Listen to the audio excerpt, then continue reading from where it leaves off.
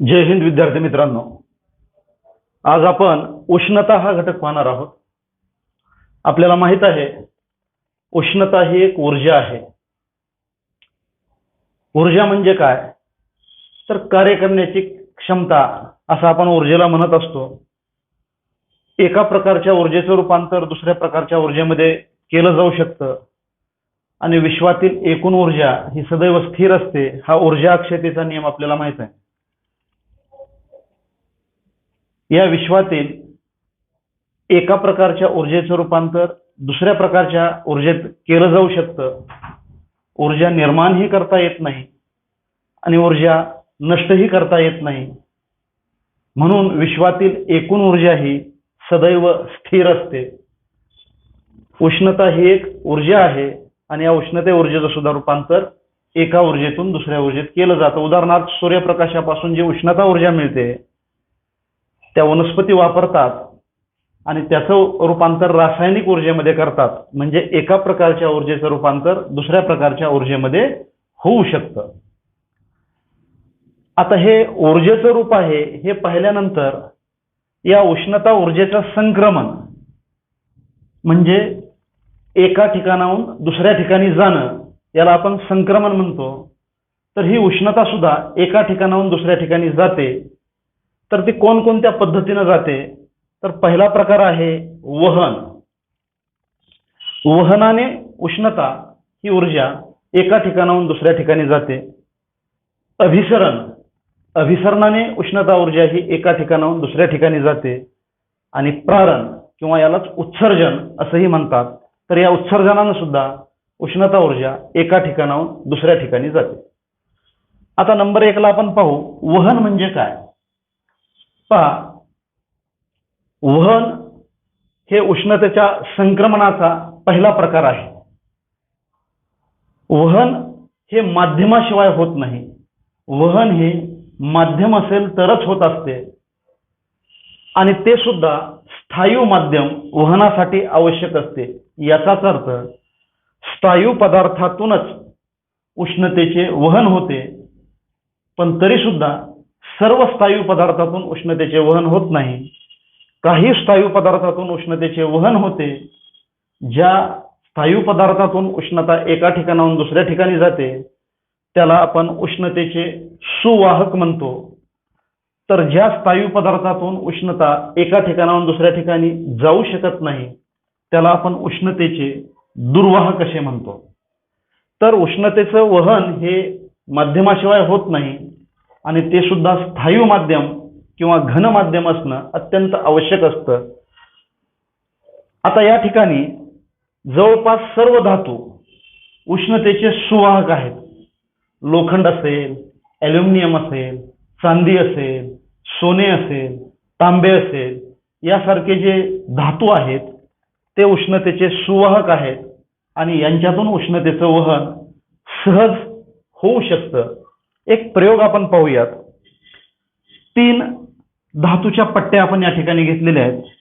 पहिली पट्टी आहे लोखंडाची किंवा लोहाची, त्यानंतर दुसरी पट्टी आहे ॲल्युमिनियमची आणि तिसरी पट्टी आहे तांब्याची. सारख्या आकाराच्या सारख्या मापाच्या या 3 पट्ट्या एका स्टँडला जोडलेल्या आहेत. या 3ही पट्ट्यावर समान अंतरावर मेणाच्या साहाय्यानं टाचण्या चिटकवलेल्या आहेत. मेणाच्या साहाय्यानं टाचण्या चिटकवलेल्या आहेत आणि मग या 3ही पट्ट्याला उष्णता द्यायला सुरुवात केली. समान उष्णता या 3ही पट्ट्यांना द्यायला सुरुवात केली. ज्यावेळी ही उष्णता द्यायला सुरुवात केली त्यावेळी हळूहळू या ठिकाणी या उष्णतेकडच्या भागातली पहिली टाचणी मेण वितळल्यामुळे गळून पडते. या पट्टीची सुद्धा उष्णतेकडच्या भागातली पहिली टाचणी मेण वितळल्यामुळे गळून पडते आणि या भागातली सुद्धा जी उष्णता ज्या बाजूला आपण देत आहोत त्या बाजूकडची पहिली टाचणी मेण वितळल्यामुळे गळून पडते. त्यानंतर ही दुसरी टाचणी पडते, तिसरी पडते, चौथी पडते, 5वी पडते. अशा प्रकारे हळूहळू सर्व टाचण्या मेण वितळल्यामुळे खाली गळून पडतात. परंतु टाचण्या गळून पडण्याचा क्रम उष्णतेकडच्या बाजूने ज्या ठिकाणी उष्णतेकडची विरुद्ध बाजू आहे त्या बाजूकडची टाचणी सगळ्यात शेवटी पडते आणि ज्या बाजूने उष्णता देणं चालू आहे त्या बाजूनी एक एक टाचणी हळूहळू खाली गळून पडायला लागते. याचाच अर्थ जास्त उष्णतेकडून कमी उष्णतेकडे ह्या उष्णतेचं वहन या धातूच्या पट्ट्यामधून होत आहे. या धातूच्या पट्ट्यामधून उष्णतेचं वहन होत आहे म्हणून जिथपर्यंत उष्णता आली तिथलं मेन पगळतं आणि टाचणी गळून पडते. ती उष्णता थोडी पुढे येते, पुढच्या टाचणीचं मेन वितळतं आणि टाचणी गळून पडते. ती उष्णता आणखी पुढे येते आणि पुढच्या टाचणीचं मेन वितळतं आणि टाचणी गळून पडते. या प्रयोगावरून आपण स्पष्टपणे म्हणू शकतो की उष्णतेचं वहन हे जास्त उष्णतेकडून कमी उष्णतेकडे होत असतं. बरं, आता या 3 ज्या पट्ट्या आहेत यांना आपण समान उष्णता द्यायला सुरुवात केलेली आहे. या पट्ट्यांचा आकार समान आहे, टाचण्या सुद्धा समान अंतरावर लावलेल्या आहेत. तरी सुद्धा तांब्याच्या पट्टीवरच्या ज्या टाचण्या आहेत त्या अगोदर गळून पडतात आणि लोखंडाच्या पट्टीवर ज्या टाचण्या आहेत त्या थोड्याशा उशिरा गळून पडतात.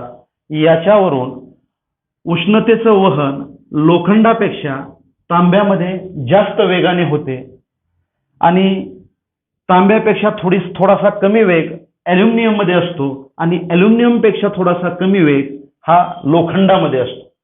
म्हणजे त्या धातूच्या विशिष्ट गुणधर्मावरून त्याच्यातून उष्णतेचं वहन किती होणार आहे हे ठरत असतं. सर्व धातू जरी उष्णतेचे सुवाहक असले तरी उष्णता समान प्रमाणात सर्वच धातूमधून वहन केली जात नाही. तर त्या धातूचा एक विशिष्ट गुणधर्म स्वतःचा, त्या विशिष्ट गुणधर्मावरून या उष्णतेचं वहन किती होणार हे ठरत असतं आणि म्हणून तांब्यामध्ये उष्णतेचं अधिक वहन होतं ॲल्युमिनियमपेक्षा आणि ॲल्युमिनियममध्ये उष्णतेचं अधिक वहन होतं लोखंडापेक्षा. अशा प्रकारे हे 3ही पट्ट्या उष्णतेच्या सुवाहक आहेत आणि त्याच्यामुळं उष्णता याच्यातून वाहून नेली जाते. मित्रांनो, आता आपल्याला माहित आहे की धातू हे उष्णतेचे सुवाहक आहेत म्हणून स्वयंपाकाची जी भांडी असतात ती ॲल्युमिनियमची असतात, तांब्याची असतात, पितळची असतात, स्टीलची असतात. कारण ज्यावेळी या भांड्याला आपण उष्णता देतो त्या भांड्यातून उष्णतेचं वहन होतो आणि आतले पदार्थ जे आहेत ते शिजत असतात. त्याचबरोबर तव्यावर भाकर आपण भाजत असतो कारण तवा हा लोखंडाचा आहे आणि या लोखंडातून उष्णतेचं वहन होत असतं म्हणून खालच्या बाजूने जरी उष्णता दिली तरी तव्याच्या संपूर्ण भागामध्ये ही उष्णता वाहून नेली जाते आणि तव्यावरची भाकर भाजत असते. यानंतर पहा, धातू हे उष्णतेचे सुवाहक आहेत हे आपण पाहिलं, तो प्रयोगही पाहिला. परंतु लाकूड, प्लॅस्टिक, रबर, काच, ॲक्रेलिक यासारखे जे पदार्थ आहेत हे उष्णतेचे दुर्वाहक आहेत. आपण लहानपणी आजी चुलीला लाकडं घालत असते आणि त्या लाकडाला जाळ लावत असते. लाकडं जळत येतात परंतु आपण लाकडाला धरून ते लाकूड पुढं सरकवू शकतो, ते लाकूड आपल्याला पोळत नाही. याचा अर्थ लाकूड हे उष्णतेचं दुर्वाहक आहे. लाकडामधून उष्णता वाहून नेली जात नाही. पुढच्या बाजूला लाकूड पेटलेलं असलं तरी त्या लाकडाच्या मागच्या बाजूला आपण धरू शकतो, आपल्याला चटका बसत नाही. त्याचबरोबर प्लास्टिक, रबर हे सुद्धा उष्णतेचे दुर्वाहक आहेत. थर्माकोल हे सुद्धा उष्णतेचा दुर्वाहक आहे आणि म्हणून चहाची केटली असेल, कुकरच्या मुठी असतील, या प्लॅस्टिकच्या असतात. कुकर जरी तापला आणि आपल्याला तो गॅसवरून उतरून ठेवायचा असेल तर त्या प्लॅस्टिकच्या मुठीला धरून आपण तो कुकर खाली उतरून ठेवू शकतो. कुकर तापलेला आहे, ॲल्युमिनियमचा कुकर प्रचंड तापलेला आहे, परंतु प्लॅस्टिकच्या मुठीला धरल्यामुळं आपल्याला पोळत नाही किंवा चटका बसत नाही, कारण प्लास्टिक हे उष्णतेचा दुर्वाहक आहे. रबर सुद्धा उष्णतेचा दुर्वाहक आहे. म्हणजेच ज्या पदार्थातून उष्णतेचं वहन होत नाही त्याला आपण उष्णतेचा दुर्वाहक असं म्हणत असतो. परीक्षेमध्ये प्रश्न येऊ शकतो की उष्णतेचे सुवाहक पदार्थ कोणते आणि उष्णतेचे दुर्वाहक पदार्थ कोणते यादी करा, त्यावेळी आपल्याला लक्षात आलं पाहिजे की जवळपास सर्व धातू सुवाहक आणि दुर्वाहक, लोखंड, तांबे, ॲल्युमिनियम,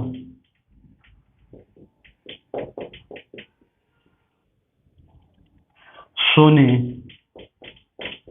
चांदी यासारखे सर्व धातू उष्णतेचे सुवाहक आहेत. तर लाकूड, प्लास्टिक, रबर, थर्माकोल,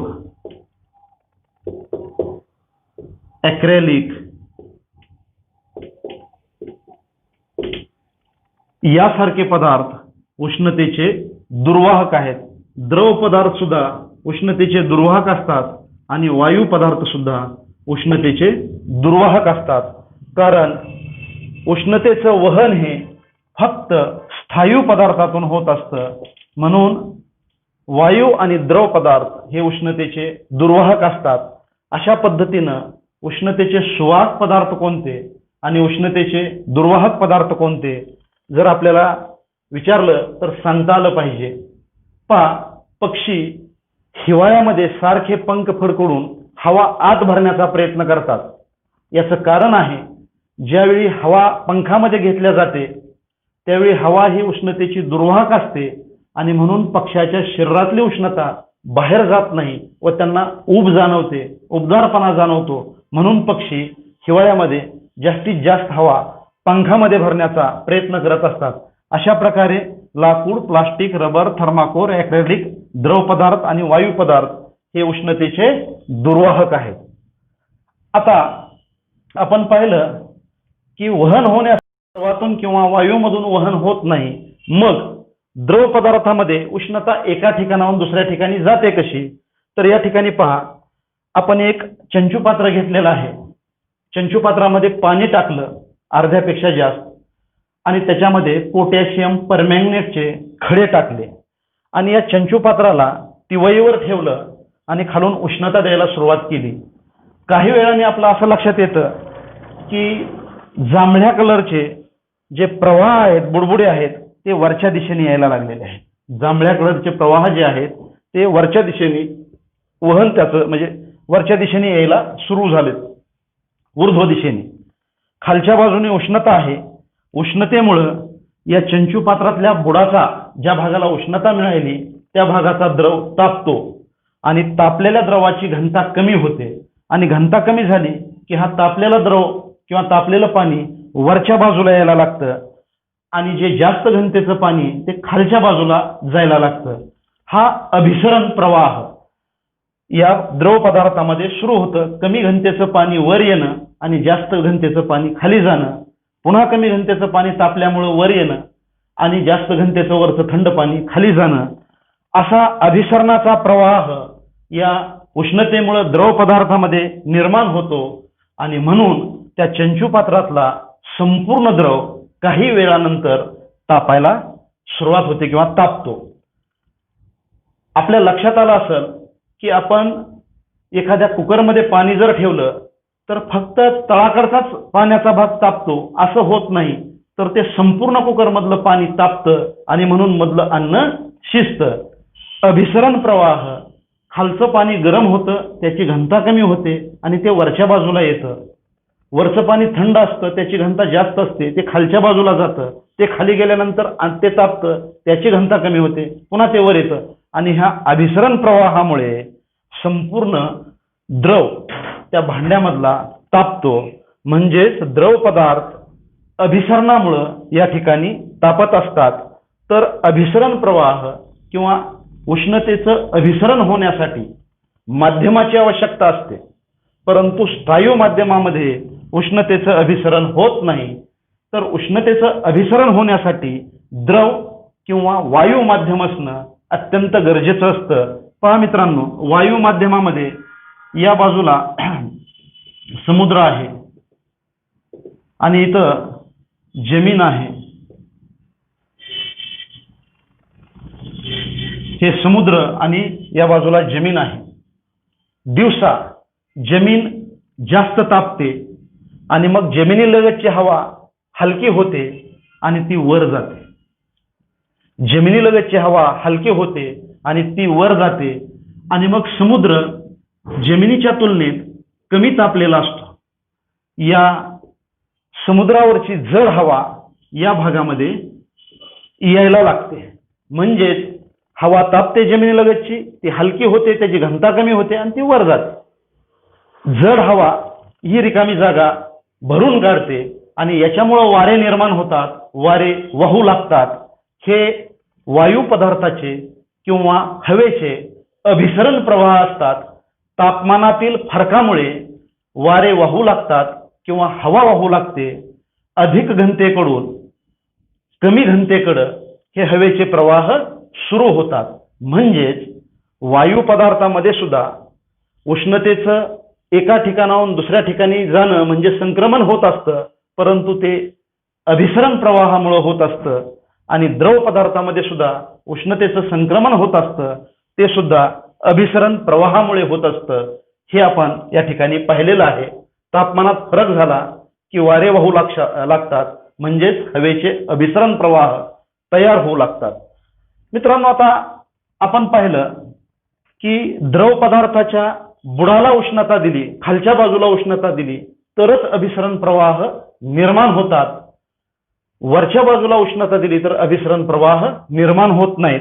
या ठिकाणी एक परीक्षा नळी घेतलेली आपण आणि या परीक्षा नळीमध्ये खालच्या बाजूला बर्फाचे तुकडे टाकले. आता ही परीक्षा नळी चिमट्याच्या साहाय्यानं आपण धरलेली आहे आणि या परीक्षा नळीच्या वरच्या बाजूला आपण उष्णता द्यायला सुरुवात केली.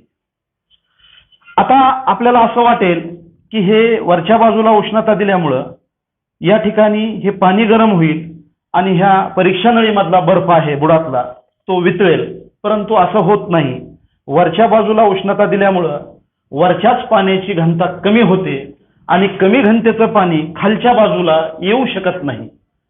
जास्त घनतेचं पाणी खाली येतं आणि कमी घनतेचं पाणी वरच्याच बाजूला राहत असतं. म्हणून हे कमी घनतेचं गरम झालेलं पाणी खालच्या बाजूला येत नाही आणि म्हणून हा बर्फ वितळत नाही.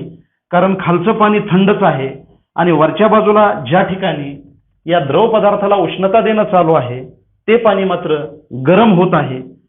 आता इथं अभिसरण प्रवाहच निर्माण होत नाहीत, त्याच्यामुळे ज्या ठिकाणी पाण्याची उष्णता वाढत आहे वरच्या बाजूला त्या पाण्याची वाफ होते आणि त्या पाण्याचं बाष्पीभवन होऊन किंवा वाफ होऊन ते पाणी वाफ या रूपानं निघून जातं. परंतु ही वरची उष्णता खाली येत नाही, कारण वरच्या पाण्याचं वस्तुमान अधिक आहे. वरच्या पाण्याची घनता ही कमी झालेली आहे आणि कमी घनतेचं पाणी खाली येत नाही, म्हणून अभिसरण प्रवाह निर्माण होत नाही. अभिसरण प्रवाह निर्माण होण्यासाठी खालच्या बाजूनी द्रव किंवा वायू जर तापला तरच तो हलका होतो, त्याची घनता कमी होते आणि वर जातो आणि अभिसरण प्रवाह निर्माण होऊन संपूर्ण वायू किंवा संपूर्ण द्रव गरम होत असतो. वरच्या बाजूला उष्णता दिल्यामुळं अभिसरण प्रवाह तयार होत नाही आणि त्यामुळं खालचा द्रव हा थंडच राहतो, तो गरम होत नाही. हा झाला दुसरा प्रकार, अभिसरण. अभिसरणासाठी सुद्धा माध्यमाची आवश्यकता असते आणि द्रव आणि वायू माध्यमामध्ये उष्णतेचं अभिसरण या पद्धतीनं उष्णता एका ठिकाणाहून दुसऱ्या ठिकाणी जात असते. स्थायू माध्यमात वहनामुळे उष्णता एका ठिकाणाहून दुसऱ्या ठिकाणी जात असते. आता पहा मित्रांनो, सूर्य हा आपल्यापासून खूप दूर आहे आणि एवढ्या दुरून सुद्धा सूर्याची उष्णता आपल्यापर्यंत येते. 8 मिनिटे आणि 20 सेकंद सूर्यप्रकाश जमिनीवर यायला लागतो सूर्यापासून, म्हणजे 500 सेकंदाचा कालावधी लागतो. 8 मिनिटे 8 गुणिले 60 48 आणि वरचे 20 सेकंद म्हणजे 500 सेकंदाचा कालावधी सूर्यापासून आपल्यापर्यंत सूर्यप्रकाश येण्यासाठी लागतो आणि या सूर्यप्रकाशासोबतच उष्णता येत असते. आता सूर्यापासून आपल्याकडे येताना मध्ये कुठलंच माध्यम नाही, निर्वात पोकळी आहे. पृथ्वीच्या जवळ आल्यानंतर हवा हे माध्यम सुरू होतं आणि माध्यम नसताना सुद्धा स्थायू, वायू किंवा द्रव कुठलंही माध्यम नसताना सूर्यापासून उष्णता आपल्यापर्यंत येते, याचाच अर्थ माध्यमाशिवाय सुद्धा उष्णतेचं संक्रमण होत असतं. उष्णता एका ठिकाणाहून दुसऱ्या ठिकाणी जात असते. दुसरं उदाहरण पाहू. आपण शेकोटीच्या जवळ बसतो. शेकोटीमध्ये आपल्यामध्ये कुठलंही माध्यम नाही, तरी सुद्धा उष्णता आपल्यापर्यंत येत असते, आपल्याला ऊब लागत असते. आता हे कसं आणि कोणत्या पद्धतीनं झालं, तर या उष्णतेच्या संक्रमणाला किंवा या प्रकाराला प्रारण किंवा उत्सर्जन असं म्हणतात. उष्णतेचे संक्रमण माध्यमात किंवा माध्यमाशिवाय म्हणजे वायू माध्यमातून किंवा माध्यमाशिवाय होत असेल तर त्याला आपण उष्णतेचे प्रारण किंवा उष्णतेचे उत्सर्जन म्हणतो. उष्णतेचं उत्सर्जन किंवा प्रारण हे माध्यम नसेल तरी सुद्धा होत असतं आणि वायू माध्यम असेल तरी सुद्धा होत असतं. म्हणजे प्रारणाला माध्यमाची आवश्यकता नसते आणि हवा हे माध्यम असेल तरी सुद्धा प्रारण होत असतं आणि एका ठिकाणाहून दुसऱ्या ठिकाणी या ठिकाणी उष्णता जात असते. हीटर जर आपण रूम मध्ये लावलं तर हीटरमुळे सुद्धा संपूर्ण रूम गरम होत असते. अशा पद्धतीनं प्रारण किंवा उत्सर्जन माध्यमाशिवाय उष्णता एका ठिकाणाहून दुसऱ्या ठिकाणी जाणे याला आपण प्रारण किंवा उत्सर्जन असं म्हणत असतो. पहा आता, ज्यावेळी सूर्याची उष्णता प्रारणानं जमिनीवर येते तर ती काही पृष्ठभागावर पडत असते. मग त्यातले काही पृष्ठभाग ही उष्णता शोषण करून घेतात, शोषण, आणि काही पृष्ठभाग परावर्तित करतात, उष्णतेचं परावर्तन करतात किंवा उष्णता परावर्तित होते. जे काळ्या कलरचे पृष्ठभाग आहेत ती आपल्यावर पडलेली उष्णता शोषण करून घेतात, म्हणून काळ्या कलरचे पृष्ठभाग जास्त तापतात, गरम होतात. आणि जे पांढऱ्या रंगाचे पृष्ठभाग आहेत हे उष्णता आपल्याकडे आली की ती शोषण करून न घेता त्याचं परावर्तन करतात, म्हणून पांढऱ्या रंगाचे जे पृष्ठभाग आहेत ते काळ्या रंगाच्या पृष्ठभागाच्या तुलनेत थंड राहतात. कारण यांनी उष्णतेचं शोषण केलेलं नाही, पांढऱ्या पृष्ठभागानं उष्णतेचं परावर्तन केलंय आणि उष्णतेचं शोषण न केल्यामुळं हे पृष्ठभाग थंड राहिले.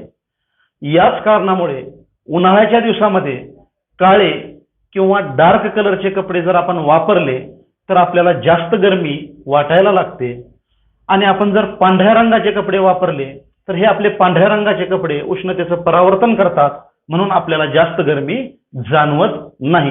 म्हणून उन्हाळ्यात पांढऱ्या रंगाचे कपडे आपण घातले पाहिजेत. जे पृष्ठभाग संपूर्ण उष्णता शोषण करून घेतात त्याला ब्लॅक बॉडीज किंवा काळे पृष्ठभाग असं आपण म्हणत असतो. यानंतर पहा,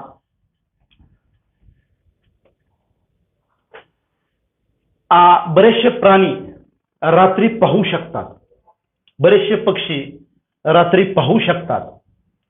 ज्या प्राण्याचे डोळे असे वेगळ्या पद्धतीनं चमकदार असतात असे बरेचसे प्राणी रात्री सर्व अंधारामध्ये सुद्धा पाहू शकतात. याचं कारण काय? मानवी डोळे फक्त दृश्य प्रकाश पाहू शकतात. दृश्य प्रकाशाची प्रकाश किरण जर मानवी डोळ्यावर पडली तर ती वस्तू आपल्याला दिसत असते. उदाहरणार्थ झाड आहे, झाडावर प्रकाश पडला, आता तो हिरवा रंग आहे झाडाच्या पानाचा, तो काय करतो, सर्व प्रकाश किरण शोषण करून घेतो आणि तिथं हिरवा रंग अगोदरच असल्यामुळं हिरवी किरण परावर्तित करून टाकतो. हिरवी किरण शोषण करून घेत नाही आणि म्हणून तिथून आलेले प्रकाश किरण आपल्या डोळ्यात शिरले की ते झाडाचं पान आपल्याला हिरवं दिसायला लागतं. म्हणजेच तरच मानवी डोळे पाहू शकतात. परंतु दृश्य प्रकाशाच्या व्यतिरिक्त, दृश्य प्रकाश म्हणजे सा, ना, पी, ही, नी, पा, जा ही जी प्रकाश किरण आहेत किंवा प्रकाशातले रंग आहेत, 400 ते 700 नॅनोमीटर ज्यांची तरंग लांबी आहे, 400 ते 700 नॅनोमीटर ज्यांची तरंग लांबी आहे, हाच प्रकाश मानवी डोळे पाहू शकतात. यापेक्षा जास्त अल्ट्राव्हायलेट, गॅमा, कॉस्मिक किंवा यापेक्षा कमी अवरक्त, मायक्रो, रेडिओ तरंग आहेत, विद्युत चुंबकीय तरंग आहेत. दृश्य सूर्यप्रकाश हे आपले डोळे पाहू शकतात. अल्ट्राव्हायोलेट तरंग आपले डोळे पाहू शकत नाहीत. गॅमा तरंग मानवी डोळे पाहू शकत नाहीत. कॉस्मिक तरंग मानवी डोळे पाहू शकत नाहीत. अवरक्त तरंग मानवी डोळे पाहू शकत नाहीत. मायक्रोवेव्हज किंवा मायक्रो तरंग आपले डोळे पाहू शकत नाहीत. आणि रेडिओ तरंग सुद्धा आपले डोळे पाहू शकत नाहीत.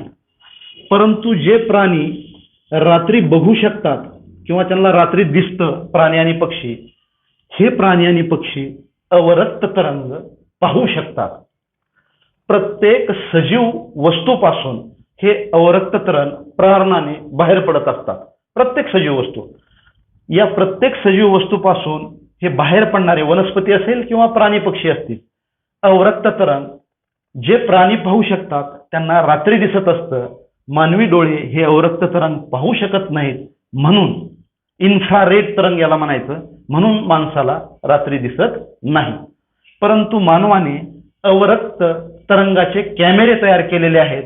आणि अंधारात सुद्धा जर एखाद्या सजीवाचा आपण फोटो काढला, समजा एखादा लांडगा दूर आहे आणि आपण जर अवरक्त कॅमेरेच्या साहाय्यानं त्याचा फोटो काढला, तर त्याच्या शरीरातून निघणारे जे अवरक्त तरंग आहेत त्या तरंगामुळं हा फोटो टिपला जातो आणि आपल्याला फोटोमध्ये तो लांडगा दिसू शकतो. तसंच वनस्पती, प्राणी या सर्व सजीवांमधून अवरक्त तरंग बाहेर पडत असतात आणि हे तरंग अवरक्त कॅमेऱ्याद्वारे टिपले जातात. अशा पद्धतीनं हा अवरक्त किंवा इन्फ्रारेड कॅमेरा रात्रीच्या वेळी फोटोग्राफीसाठी अत्यंत उपयोगी ठरतो, उपयोगी असतो. आता मित्रांनो, स्थायूचं, वायूचं आणि द्रवाचं प्रसरण होत असतं. स्थायू, वायू आणि द्रव या तीनही पदार्थाचं उष्णता दिली की प्रसरण होतं, त्याचं आकारमान वाढतं. आणि उष्णता काढून घेतली की ते छोटे होतात, आकुंचन पावतात. पाहता या ठिकाणी हा एक पितळी गोल आहे आणि ही धातूची कडी आहे. या ठिकाणी त्याला अशी वर्तुळाकार कडी या ठिकाणी बसवलेली आहे.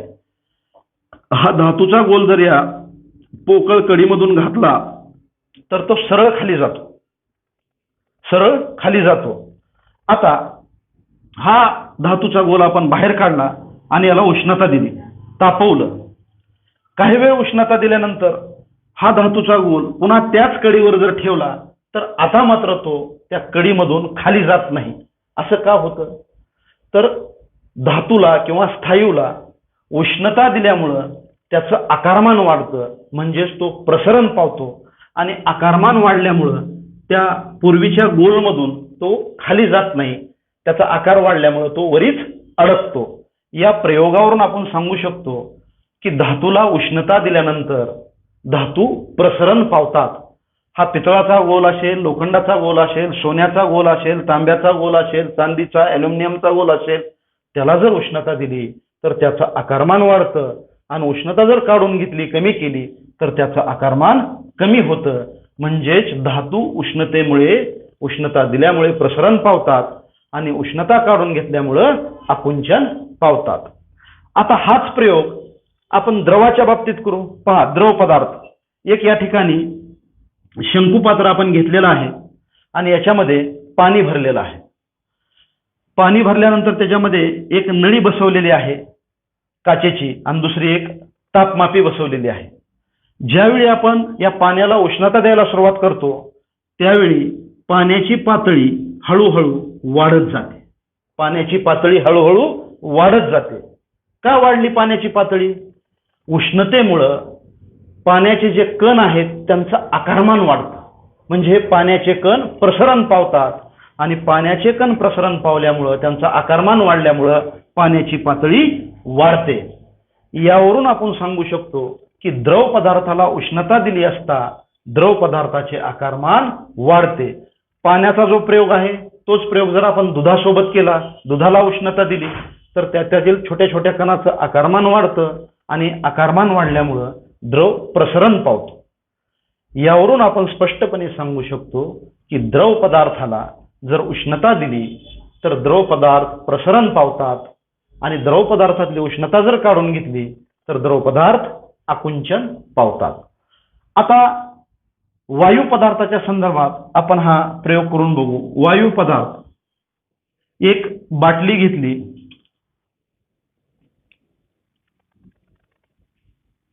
आणि या बाटलीच्या तोंडाला आपण एक फुगा बसवला. बाटलीच्या तोंडाला फुगा बसवला. आता या बाटलीमध्ये हवा आहे. फुगा एवढाच फुगलेला आहे थोडासा. ज्यावेळी ही बॉटल आपण गरम पाण्यात ठेवू,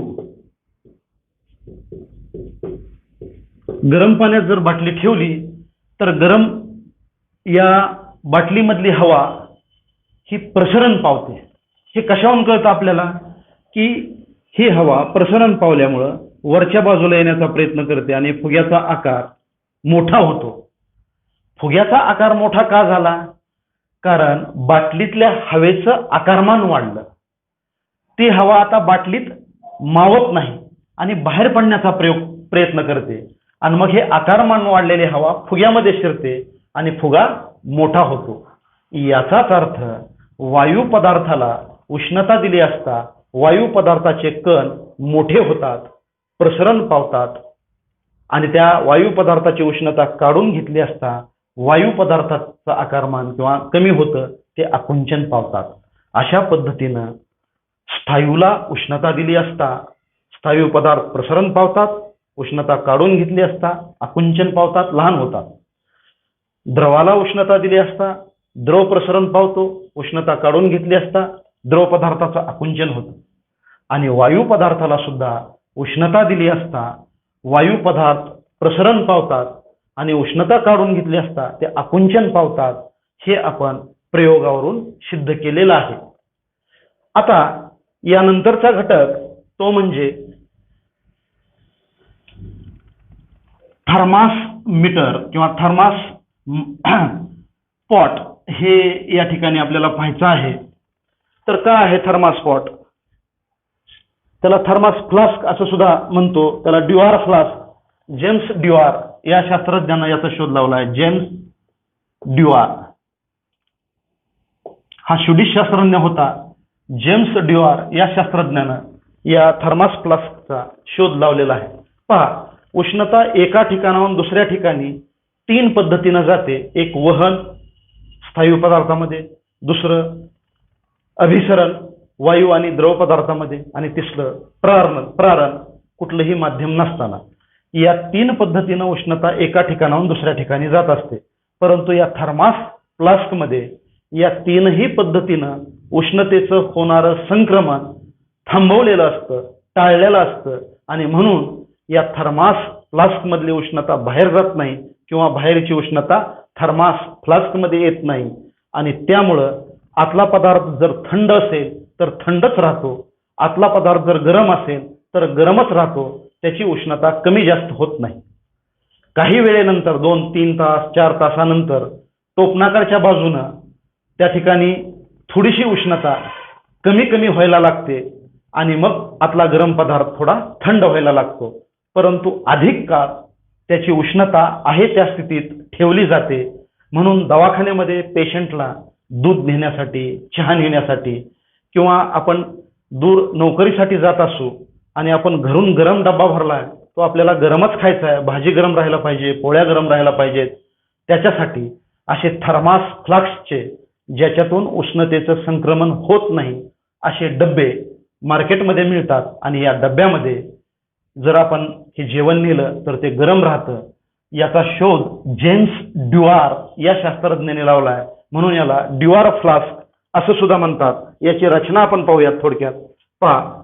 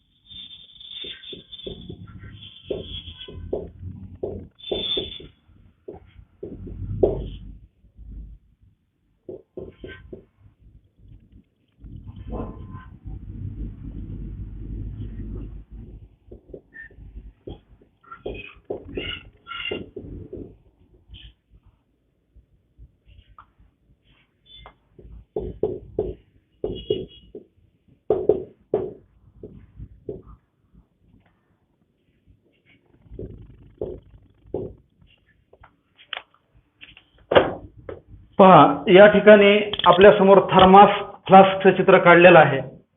एक प्लास्टिकचा किंवा धातूचा ही बाटली असते. या बाटलीमध्ये काचेचा मुलामा दिलेल्या चांदीचा काचेच्या बाटलीला चांदीचा मुलामा दिलेला हा बाहेरचा पृष्ठभाग आणि हा आतला पृष्ठभाग, या दोन्ही ठिकाणी याला चांदीचा मुलामा दिलेला असतो, चकचकीत केलेला असतं आणि दोन्हीमध्ये अंतर असतं. त्याच्यातली हवा काढून घेतलेली असते, म्हणजे ही निर्वात पोकळी केलेली असते. या दोन ठिकाणी स्प्रिंग जोडलेले असतात आणि खालच्या बाजूला रबराचा आधारक असतो आणि या पोकळीमध्ये या ठिकाणी दुर्वाहक पदार्थ म्हणजे स्पंज सारखे दुर्वाहक पदार्थ या ठिकाणी भरलेले असतात.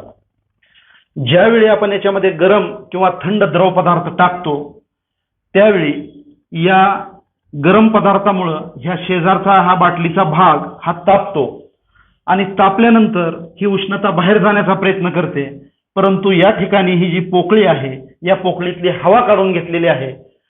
याचा अर्थ अभिसरणाने किंवा वहनाने उष्णता बाहेर जाऊ शकत नाही. आता प्रारणाने उष्णता बाहेर जाण्याची शक्यता आहे, परंतु हा पृष्ठभाग चांदीच्या मुलाम्याने चकचकीत केलेला असतो आणि अलीकडचा पृष्ठभाग सुद्धा चांदीच्या मुलाम्याने चकचकीत केलेला असतो. हे दोनही पृष्ठभाग, हा पृष्ठभाग आणि हा पृष्ठभाग चांदीच्या मुलाम्याने सगळीकडे चकचकीत केलेला असतो. उष्णता त्या पृष्ठभागावर पडली तर त्याचं परावर्तन पुन्हा माघारी होतं आणि ती उष्णता त्याच ठिकाणी एक सारखी परावर्तित होत असते, बाहेर जाऊ शकत नाही.